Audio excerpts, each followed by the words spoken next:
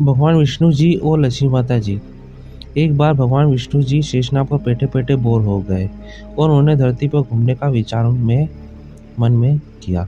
वैसे भी कई सालों बीत गए थे, धरती पर आए और वह अपनी यात्रा की तैयारी में लग गए। स्वामी को तैयार होता देख लक्ष्मी माँ ने पूछा, आज सुबह-सुबह कहाँ जाने की तैयारी हो रही है? विष्णु जी ने कहा, हे लक्ष्मी, मैं धरती लोक घूमने जा रहा हूँ। तो कुछ सोचकर लक्ष्मी माँ ने कहा, हे देव, क्या मैं तुम भी आपके साथ जा सकती हूँ?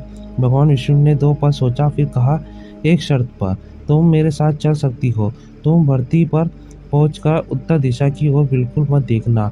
इसके साथ ही माँ लक्ष्मी ने कहा, हाँ कहकर अपने मनवाली और सुबह-सुबह लक्ष्मी और भगवान विष्णु धरती पर पहुँचे गए। तभी सूर्य देवता निकल कर रहे थे। रात बरसात होकर हटी थी, चारों ओर हरियाली-हरियाली थी। उस समय चारों ओर बहुत शांति थी और धरती बहुत ही सुंदर दिख रही थी और माँ लक्ष्मी मंत्रमुग्ध होकर धरती को देख रही थी और भूल गई कि पति को क्या वचन देकर आई है। वो चारों ओर देखती हुई कब उत्तर दिशा की ओर देखने लगी, पता ही नहीं चला। उत्तर दिशा में माँ लक्ष्मी को एक बहुत ही सुंदर बगीचा नजर आया। उस तरफ से धीमी-धीमी खुशबू आ रही थी।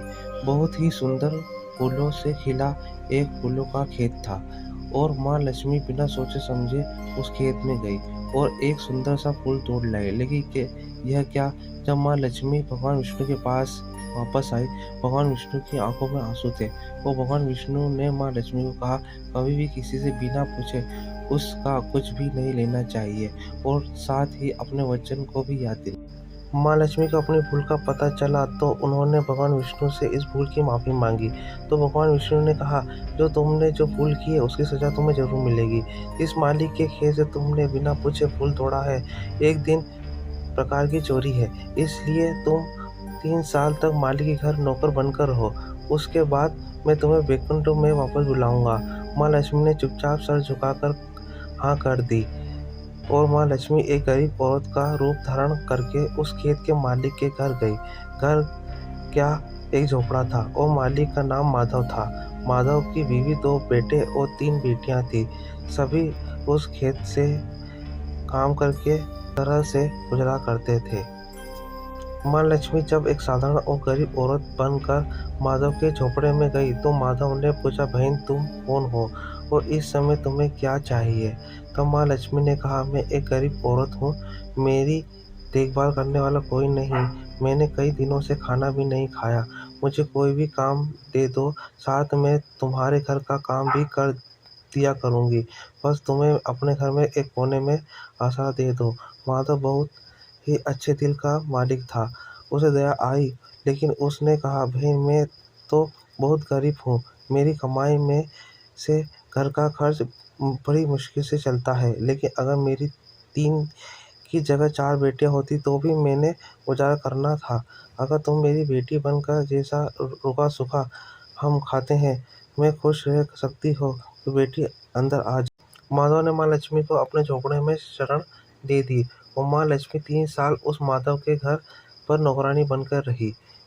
जिस दिन माँ लक्ष्मी माधव के घर आई थी उस दिन से दूसरे दिन माधव को अपनी आमदनी हुई। फूलों से ही शाम को एक गाय खरीद ली। फिर धीरे-धीरे माधव ने काफ़ी ज़मीन खरीद ली और सब ने अच्छे-अच्छे कपड़े बनवा लिए और फिर एक पक्का मकान घर भी बनवा लिया। माधव हमेशा सोचता था कि मुझे यह सब इस महिला के आने के बाद मिला है। इस बेटी के रूप में मेरी किस्मत आ गई है मेरी। और अब 2 से 5 साल बीत गए थे, लेकिन माँ लक्ष्मी अब भी घर में और खेत में काम करती थी।